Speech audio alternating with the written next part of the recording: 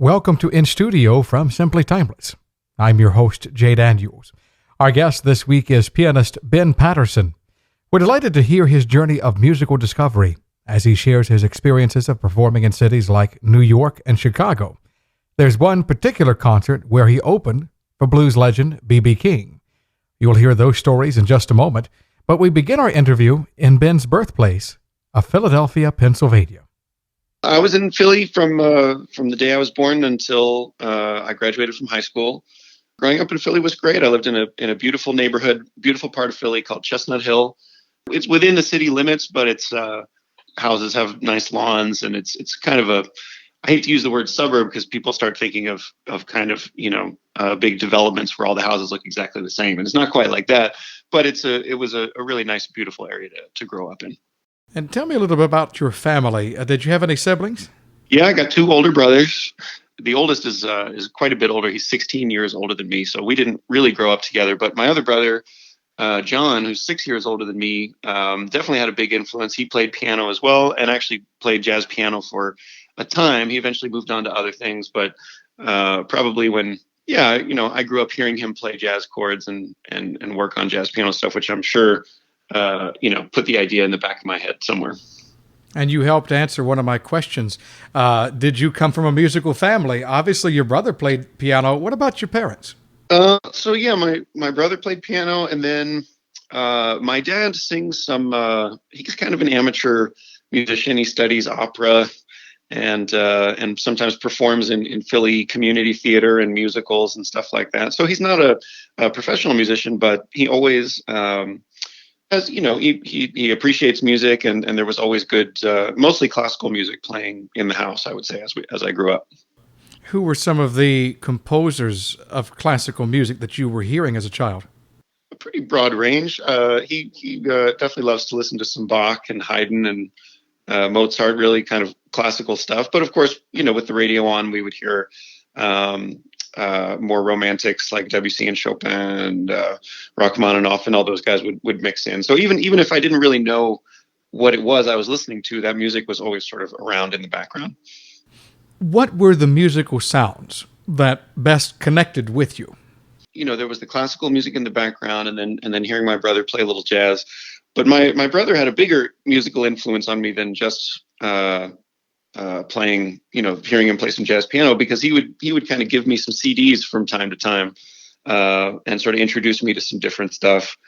And I'm not sure exactly how he got into all this, but I remember two of the first CDs I had, two of the first albums I ever really listened to, regularly were Stevie Wonder's Inner Visions, which is funny because we were just talking about Stevie, and B.B. King Live at Cook County Jail, which are both amazing records. And so right off the bat, I think he kind of threw some stuff at me that had some beautiful chord changes, beautiful melodies, a deep feeling for blues. And I think those kind of aesthetics have stayed with me. And B.B. King and Stevie Wonder are to this day, two of my probably top 10 or even top 5 musicians out there. So he had a big influence on me that way. Those sounds definitely resonated with me. And then I think a little bit later, and I don't want to jump ahead of the gun, but when I started, hearing stuff on the radio and checking out jazz a little more, someone like Oscar Peterson, who can kind of play jazz and swing, but still have that sort of deep-rooted blues concept going on, I think it really kind of appealed to me. Have you ever had the interest in doing a jail show of your own? Doing a jail show of my own? Yes. Have you ever wanted to go play at Cook County Jail? That hasn't quite that. I haven't really sought out that opportunity. I don't know how I would go over compared to B.B. King, but there's some great. I was actually just last night watching. There's some videos online of B.B. King, doing some of these jail shows, and I mean the atmosphere in the room when he's playing is he's connecting with those people on a deep level, and they're loving every second of it. It's really cool to watch.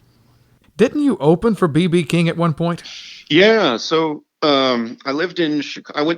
I left Philadelphia because I went to University of Chicago for my undergrad. And then after school, I stayed out here in Chicago for probably another, 7 or 8 years, just playing music on the scene here before I moved to New York. And so while I was here in Chicago, I played in a couple different blues bands.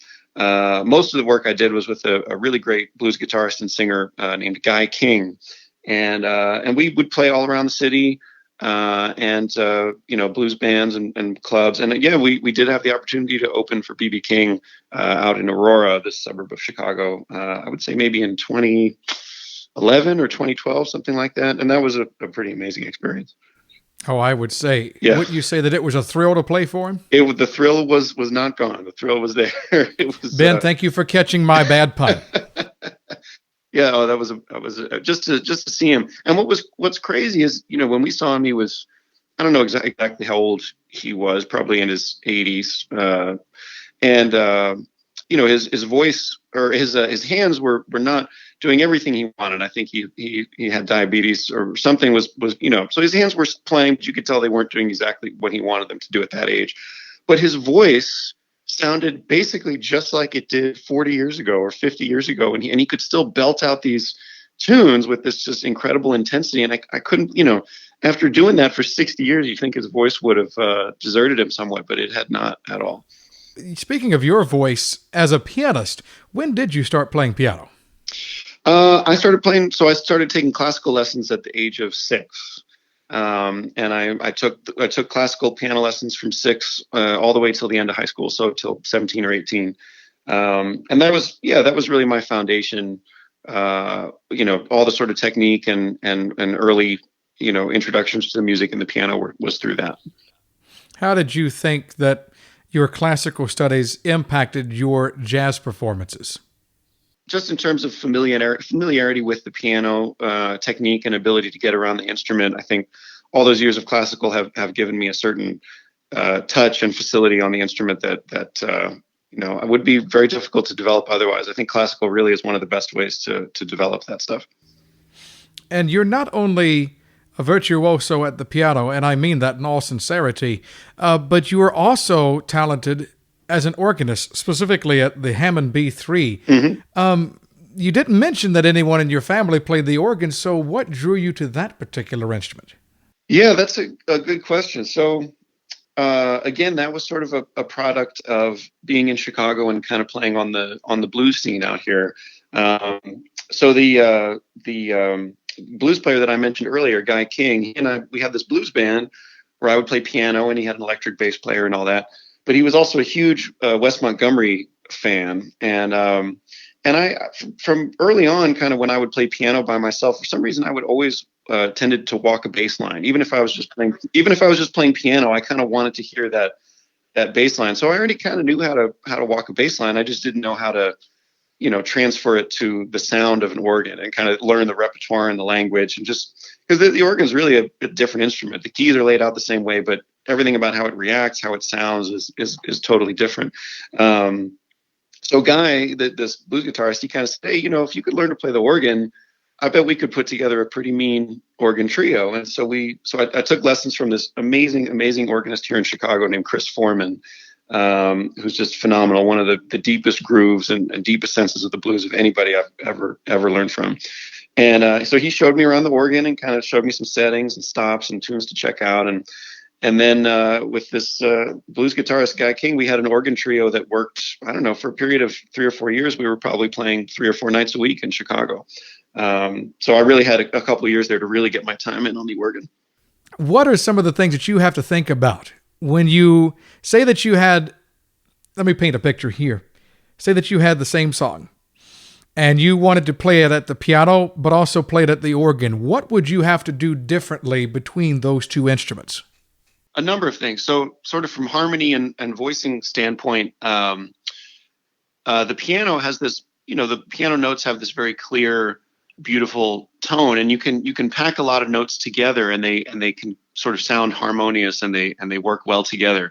The organ is such a big sort of beefy sound. Each note is so kind of, rich and thick that you have to spread your voicings out much more in order for the notes to kind of really gel together. So that's sort of one concern, one consideration about the organ.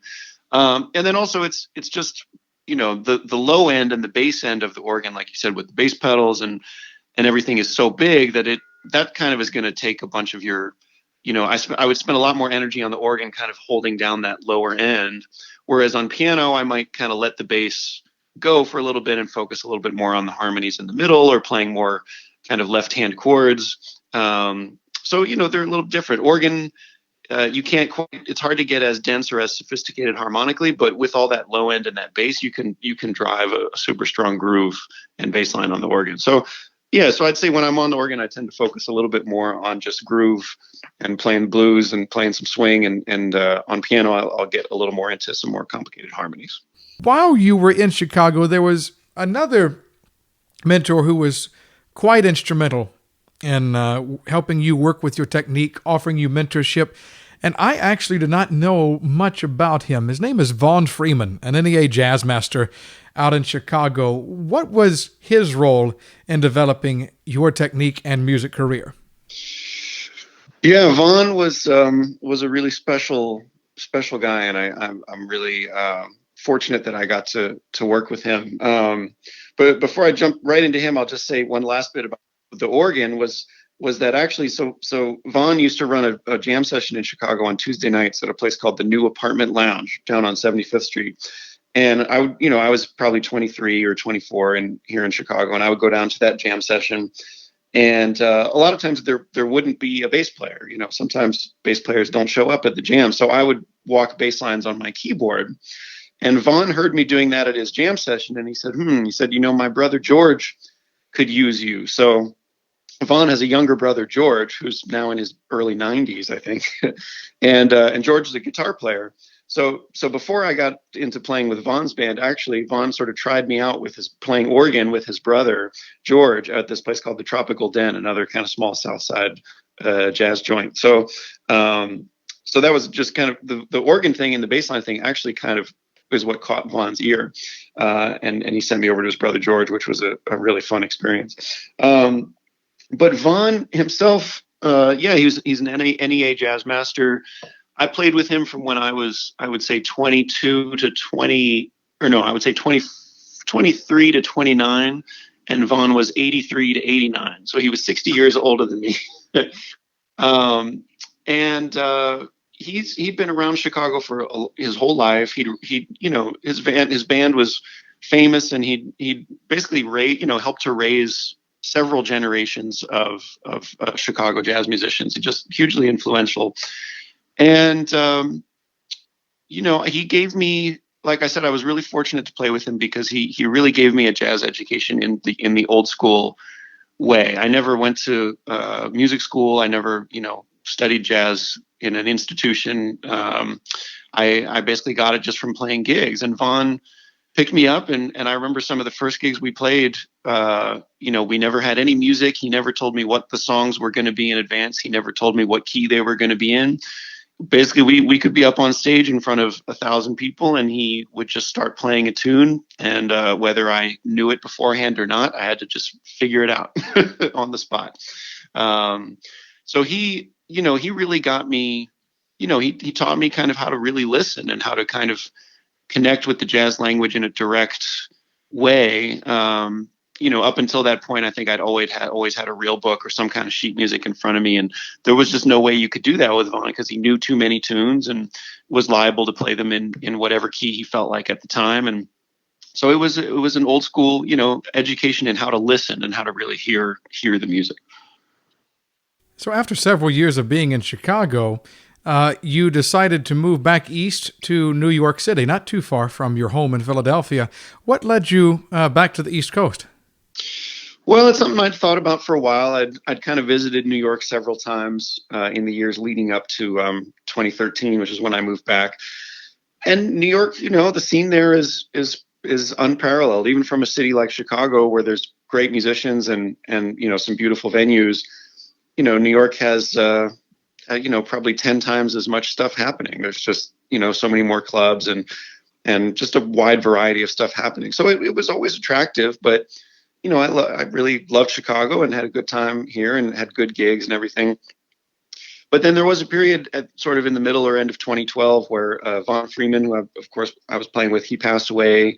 And that blues guitarist I mentioned, Guy King, was who I was working with a lot. He left town and moved to Brazil for a while. So my life was sort of, a lot of what was going on was sort of being upended anyway. And I said, I'm 30 years old, and it's going to get harder and harder to kind of make a move somewhere new and start over. So I better go do this now if I'm going to do it. So I headed to New York and kind of started going to all the jam sessions, 7 nights a week, and just trying to see what I could build over there. You have a number of influences, not just from your time in Chicago and learning the blues, so to speak, but you've also been influenced specifically by two jazz architects, as I like to call them. One you mentioned earlier, Oscar Peterson, and another is probably my absolute favorite vocalist, and his piano talents are certainly some of the best from jazz history, Nat Cole. How did those two gentlemen influence and enrich your own technique? Well, so I would say Oscar Peterson is sort of the one that made me first really, realize that jazz was something I really wanted to check out. I can remember being in my room in high school in Philadelphia, listening to the radio, and this version of "Sometimes I'm Happy" came on. It's an 11-minute long, I think, version of "Sometimes I'm Happy" from Oscar Peterson live in Chicago, and I just remember kind of dancing along to that bouncy, happy swing for the full 11 minutes. As a 15-year-old teenager or something, I said, "Man, what is that swing? What does that feel?" So that Oscar and his, in particular, his swing feel and his affinity for blues language, that really kind of drew me in and hooked me. And then Nat, I kind of discovered, over the years, and yeah, he has this beautiful approach to the piano where he just, it's not overly flashy, but it's just super tasty and perfect. Each note that he drops on the piano is like a perfectly placed little prize or a little, gift or something. It's just, he's just dropping all these beautiful little things for you to listen to. And then of course the way he combined that with his vocals and putting all that together as a package was is just, he's one of the greats. He's one of the best. Just as you have been enriched and inspired by artists like Oscar and Nat, how do you feel that your work has enriched the world of jazz today? I don't think about it too much, but then occasionally I will get a message from someone like, you mentioned earlier that version of "Isn't She Lovely" that I have out there. And I got an email actually from a guy who runs a middle school, or maybe it was a high school jazz band, I think in Connecticut. And he had essentially written up a big band version of my arrangement and was having his middle school jazz band play it. And that kind of blew my mind. I said, really? You're teaching a bunch of, middle school kids to kind of play my version of that tune, which was very flattering. And yeah, it feels good to kind of teach, and occasionally I'll kind of get, recognized by certain younger players around the jazz scene who I, apparently have been checking out my videos and stuff. And I'll meet them in the clubs in New York, and they'll say, "Oh my God, you're Ben. I've been watching your video of this and that for, since I was 13 or something." So it feels good to kind of, know that people are out there sort of checking out what I do. But at the same time, jazz is a lifelong pursuit to try to master. And, while I feel like I've definitely, gotten some things together and had some nice accomplishments, I always feel like there's a lot more work to be done. And there's always more things you can learn and ways to sort of refine and improve on what you do. So, you can't get too satisfied or too proud of yourself, because there's always someone who could come up and, after you on the piano at any moment, especially in New York, and make you, give you a run for your money. I'll just say that. And I hope we have the pleasure of talking again as the months and years go by. And one thing I've always enjoyed when you see, a news organization do a retrospect on someone's life and career, they'll look back at various interviews and see how they developed along the way. And you said, there's always more work to be done. There's always a way that you can challenge yourself. But at this point in your career, in your late 30s, accolades and, credentials aside, what has been most fulfilling for you in your musical journey? It's a number of things. I would say one thing I've been doing a lot more of the last couple of years is performing more as a band leader and leading my own groups, either on piano or on organ. And that's it requires a slightly different skill set from just being a good sideman and being able to back someone up. As a leader, you have to be able to put together the program. You have to round up the right musicians. You have to engage with the audience and grab them and kind of hold it and turn it into an experience and sort of create that atmosphere.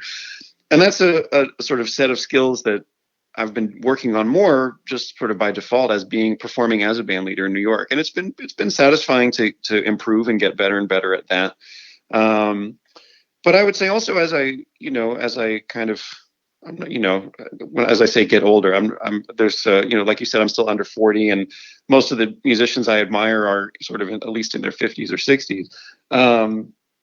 But I am, as you kind of get older and you have sort of more of the technical elements of the music together, you start really sort of dealing with the sort of less tangible qualities of creativity and performance, of ways of kind of getting your mind in the right sort of state to be able to improvise and to be able to, connect with the people you're playing with. And you start reaching, it's almost sort of a meditative practice to sort of have your mental approach and your state of mind be in the right spot to really create at the level that you can. So, that's been satisfying too, has been to really be able to devote most of my practice time to exploring the sort of mental and sort of spiritual, or at least I'm not sure how to describe it, at least sort of the sort of more meditative or less tangible aspects of the music.